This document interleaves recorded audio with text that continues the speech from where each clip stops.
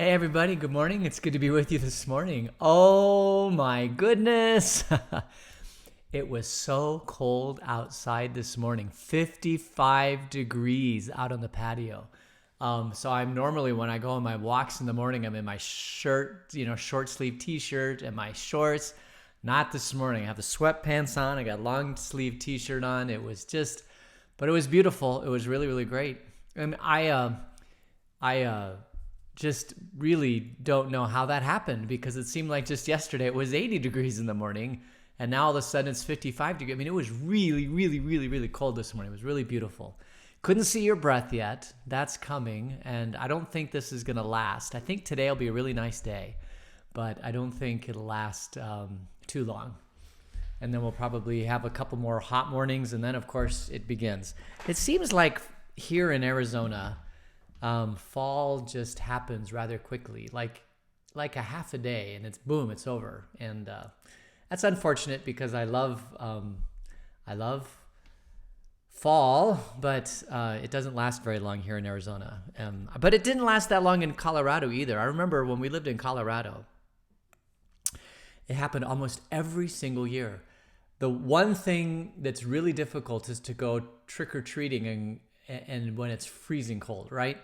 So the days leading up to Halloween, and the days are nice, and it's like, hey, we might have a really, really, really great, I don't have to bundle up for Halloween. And all of a sudden Halloween shows up October 31st, and boom, it's negative 30 degrees, and you have to bundle up the kids, and you're freezing cold as you're walking around. And it was like just yesterday, it was so beautiful outside, but that's just, can't we move Halloween like a month earlier? Wouldn't that make more sense? Not here in Vail, because Vail, it's actually very, very nice at Halloween time. But in Colorado, it's always very cold. Anyway, it's good to be with you this morning. We're gonna spend a little bit of time in Genesis this morning, talking about the Edomites.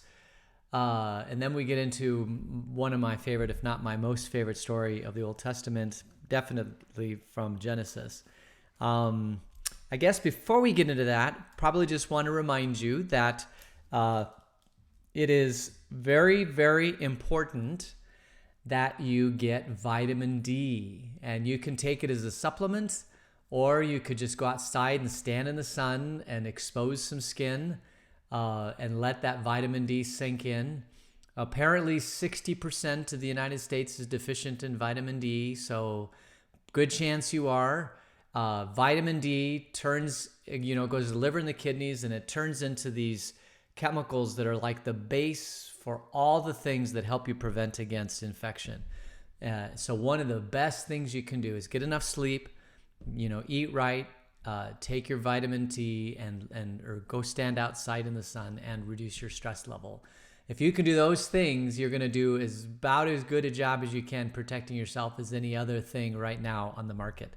Although remdesivir looks good, ivermectin looks good. Clinical trials are coming along. There was one, it was at the AstraZeneca trial. They put on pause.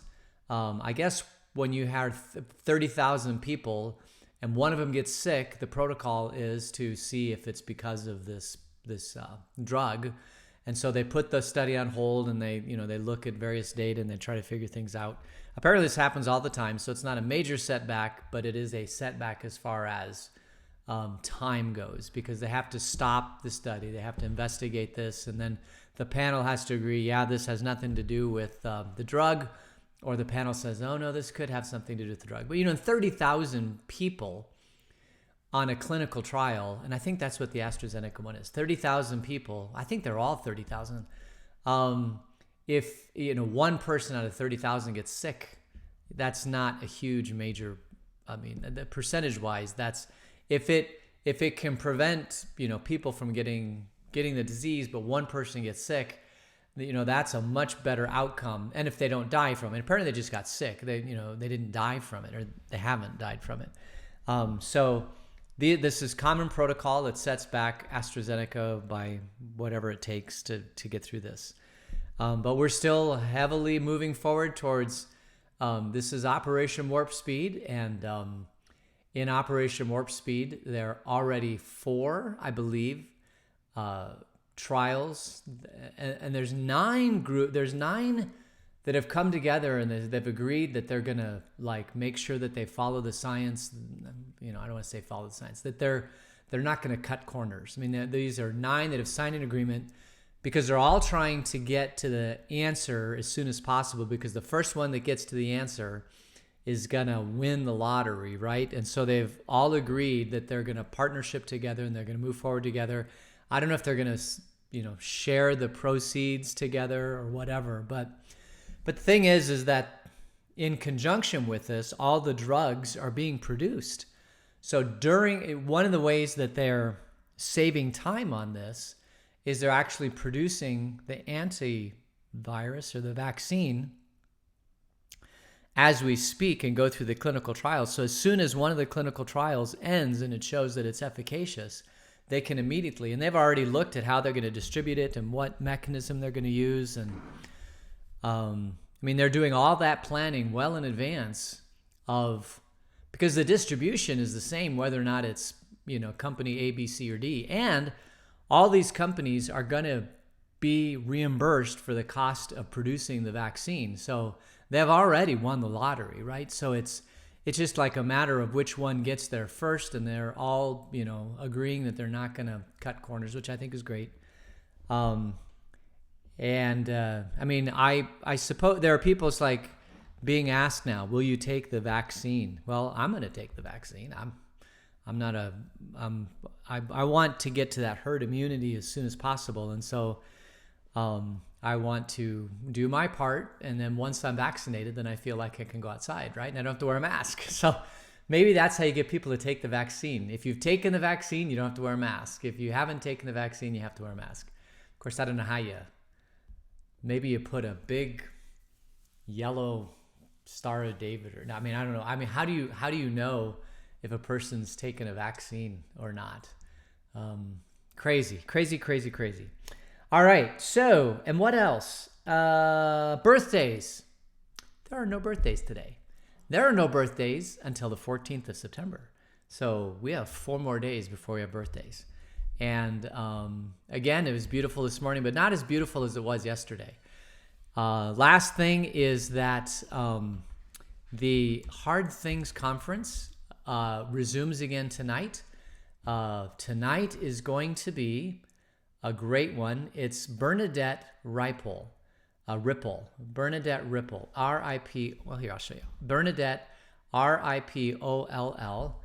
And this workshop will inspire you to consider expanding your self-care routine to nourish all levels of your life by choosing health-promoting behaviors that will benefit your overall wellness and boost your immune system naturally. Hey, we'll see if she talks about vitamin D tonight. You do have the ability to take control of your health. It's a live event, 7 p.m. Arizona Mountain Time.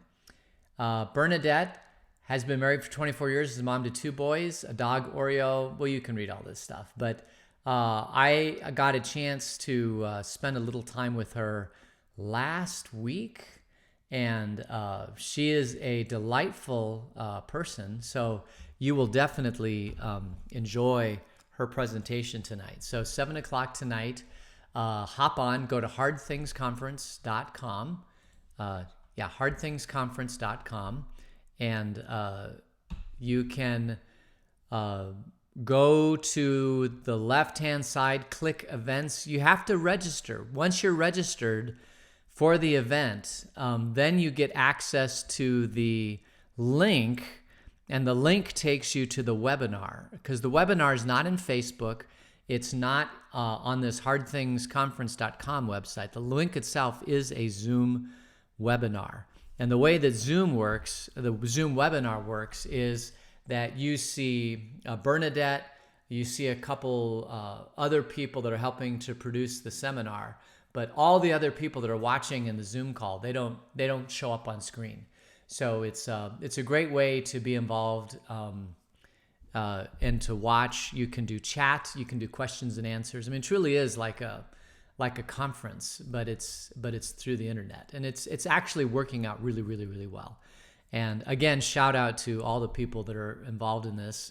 The two major people, Erica Jones, whose idea God prompted her to do this, And so she's worked very, very hard behind the scenes, lining up speakers, setting up the whole technical aspect of this. And then Liz Cannon, who is on staff at Christ Youth Unveiled, who's also behind the scenes working with Erica to help, make things go smoothly. And these two ladies are absolutely amazing.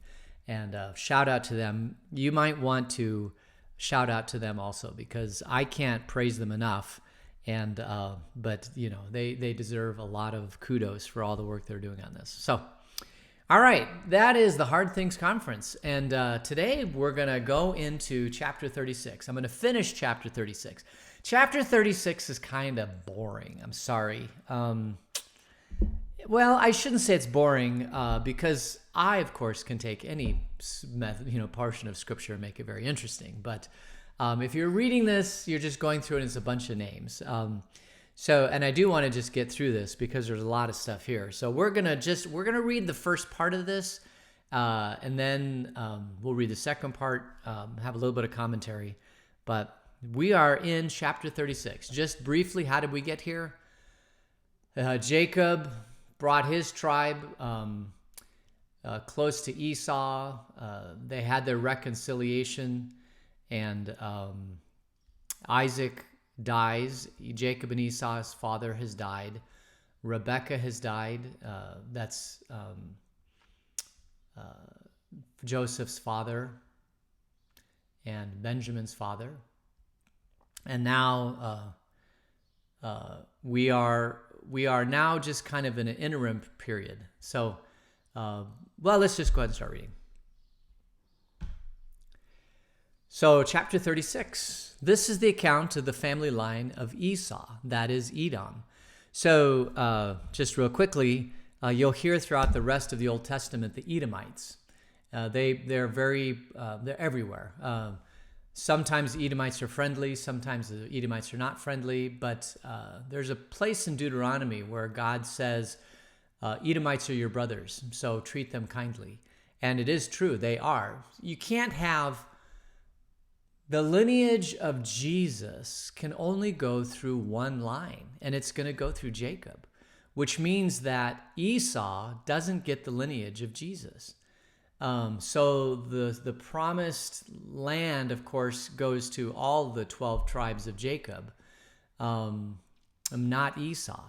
But there is still Edom out there, and Esau is out there. And so every once in a while, you'll see in the Old Testament where the Israel, and remember, Jacob had his name changed to Israel. So the Israelites are all from Jacob.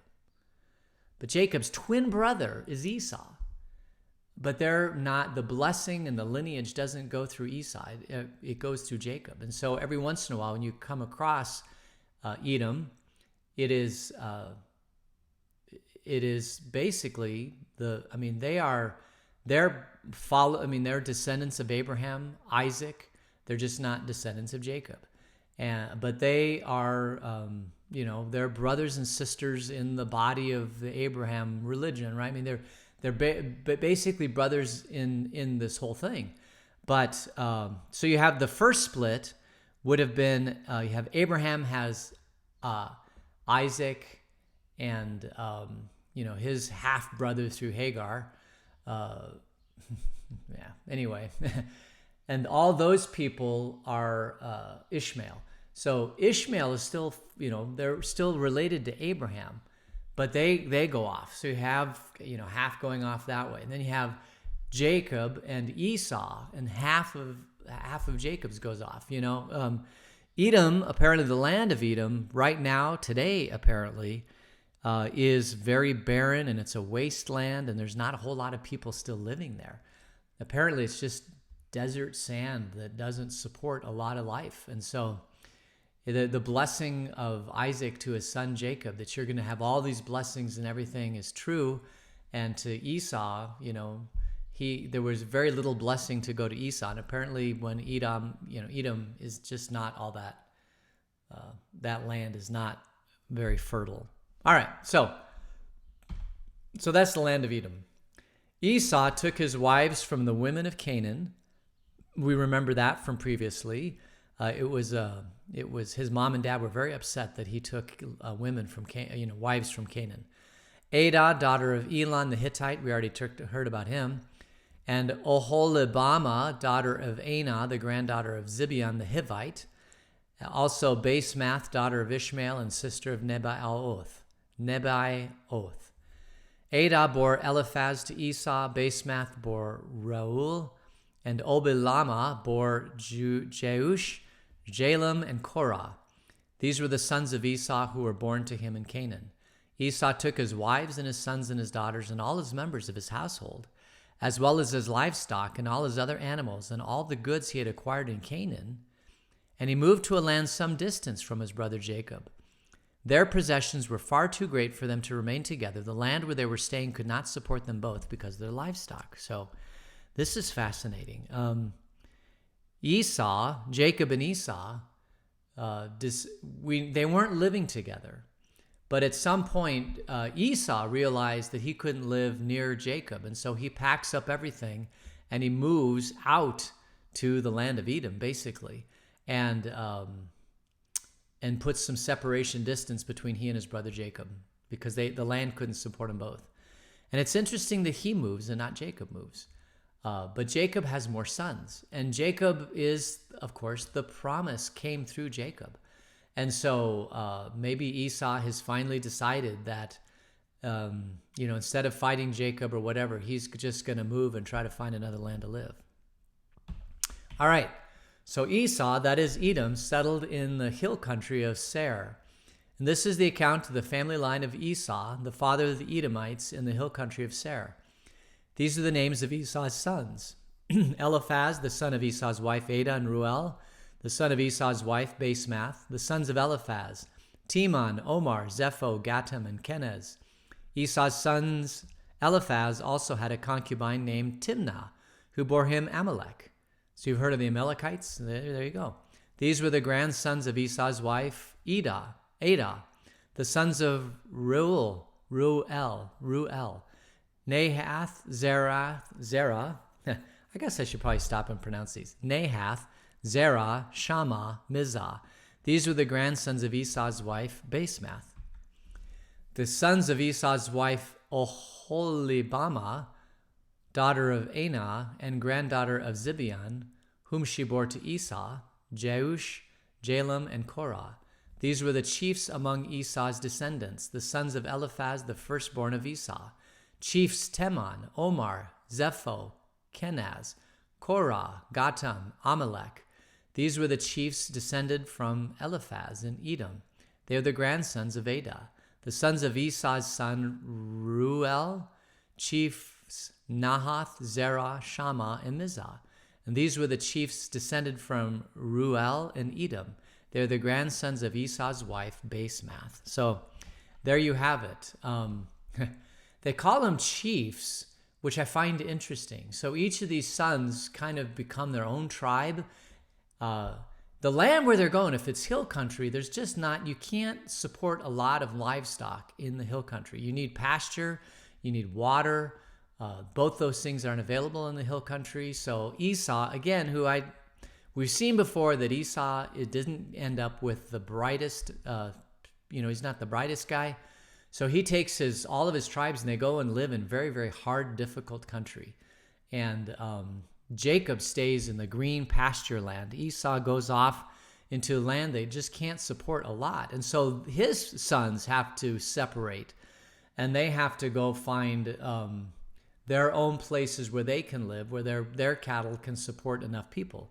Their land can support enough people and cattle. And it's going to be a hard life. If you do not live in an area where you can dig a well and get water, if you live in an area that's hill country, so in hill country, you're up higher and the water table is lower, it's just difficult. Trying to get water is difficult. Trying to have enough pasture land for your cattle is difficult. You really want to be down in the valley. You don't want to go in the hill country. The hill country is great for fortress, right?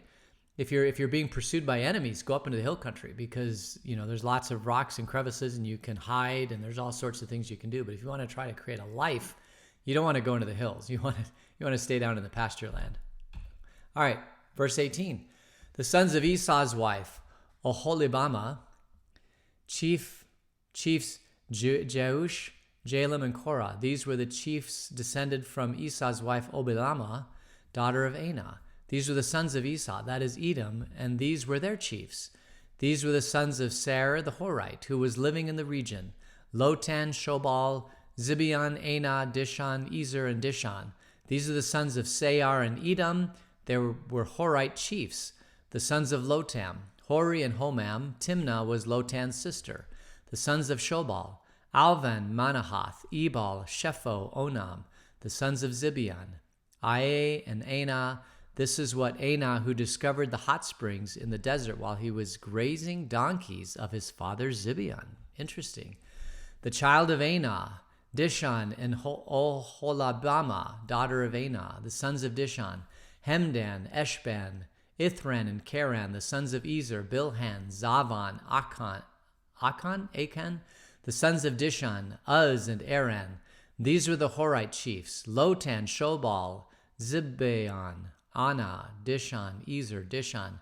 And these were the Horite chiefs, according to their divisions in the land of Seir. So, and I'm not sure exactly why Moses, includes all this, except that I think he wants to point out that the Edomites are still, their uncle basically is Jacob or Israel. They intermarried with the Canaanites. They're not purebred, I guess you could say. They intermarried, but they're still, very much children of Abraham, and probably worthy of respect. And like I said, it says in Deuteronomy that you should treat them as brothers. But when God calls you to be the promised tribe and the promised land, and you're going to have descendants, and there's going to be great kings coming from you, it makes you rather stuck up and haughty. And you may not care that the Edomites are your brothers, but Moses cares. Moses says, these are your brothers. And so all the people living in that land, there's a lot of conflict going on in the Middle East, right? And they're all, this is our land. It was promised to us by God, and, we're special and all that. And that is true. But when God called out Israel, it was he said, you're going to be blessed so that you can be a blessing to others. The blessing that God gives to Abraham, Isaac, and Jacob is that Jesus comes from them and their tribe. But Jesus, again, came to this earth, and even his church, that we are blessed. We are called out to be a blessing. It's not like we're supposed to pat ourselves on the back and say, look at how great we are and look at how blessed we are. We fall down on our knees and say, God, thank you for your blessings. How can I use these blessings to love the world around me? And that has always been the case. Whenever God blesses anybody with a special blessing, it comes with a caveat that says, I am blessing you because I want you to be a blessing to the world around you. And if we could just simply do that without puffing out our chest and saying we're better than everybody else, it'd be amazing at how soon this world could be blessed by God's providence in every conceivable, imaginable way, as opposed to hoarding the blessings and saying these are for us alone. I guess that's the bottom line. So the Edomites are cousins of Jacob. They're part of the family of Abraham. And Moses says where they're going. They go out into the land now, which is called Edom. And today it's a barren desert land, not much life happening there. So the blessing of Isaac to his two sons actually came true. Jacob was extremely blessed, and Esau wasn't. As far as the land that followed. Interesting. Now we'll go to 36, chapter 31. We'll continue finishing this. These were the kings who reigned in Edom before any Israelite king reigned. These were the kings who reigned in Edom before any Israelite king.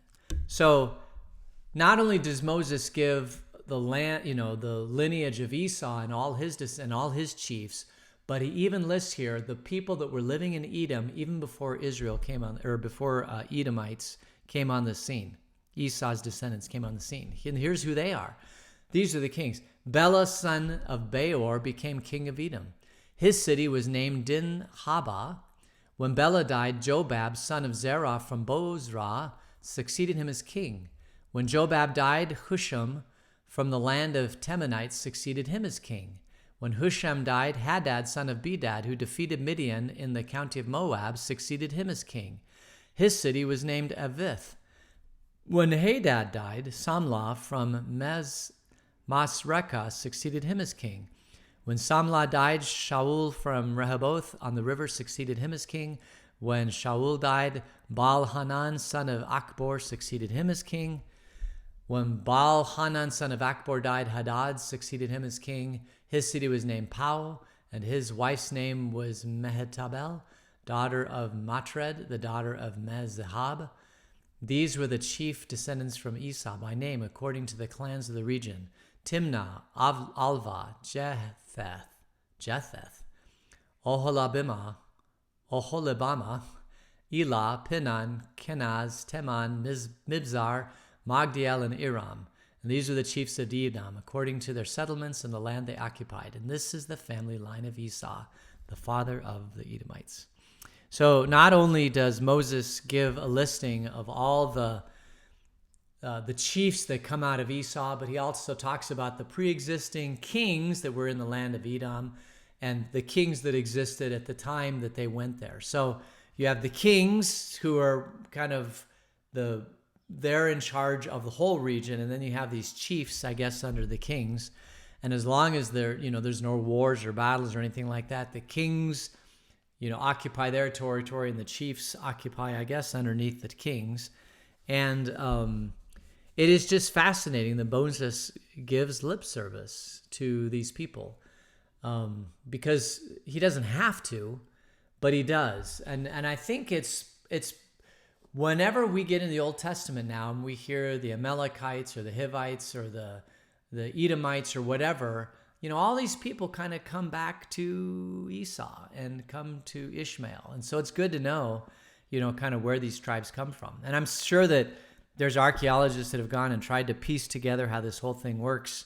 Really, the only written words you have about this whole time, one of the few written words, I should say, is Moses' Old Testament. So this is very valuable information about a time from 4,000 years ago, 4,000 to 5,000 years ago. Might be helpful just to take a look at a map here.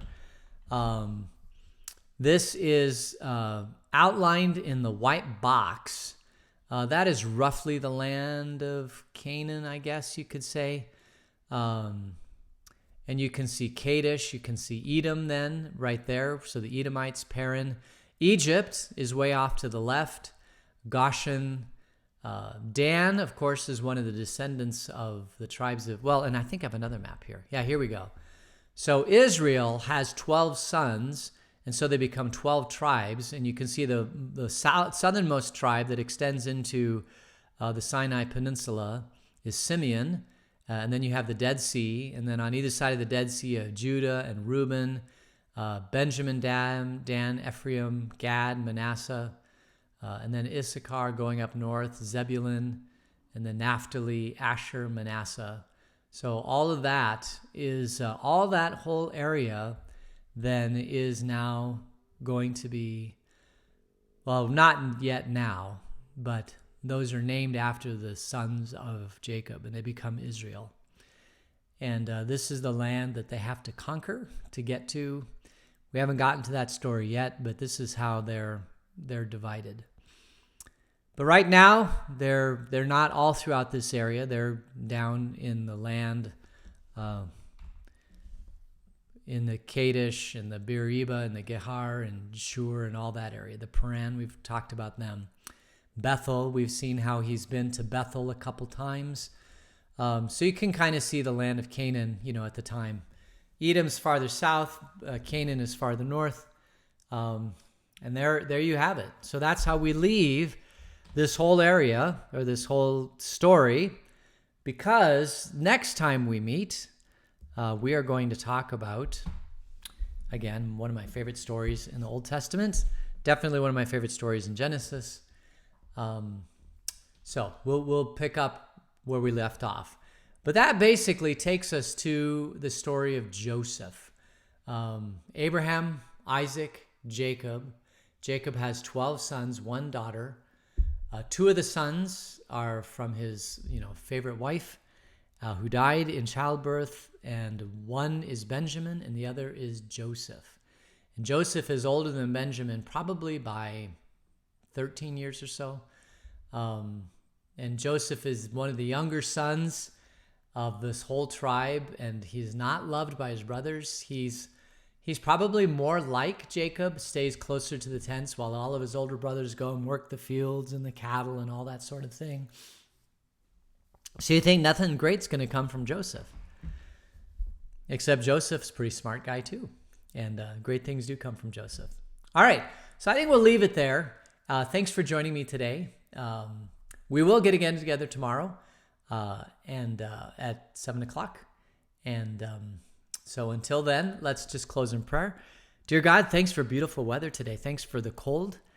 Be with us as we travel today in all that we do. In Jesus' name, amen. All right, so there you go. Thanks again for joining me, and may God richly bless you today. And we'll see you tomorrow. Take care. Bye.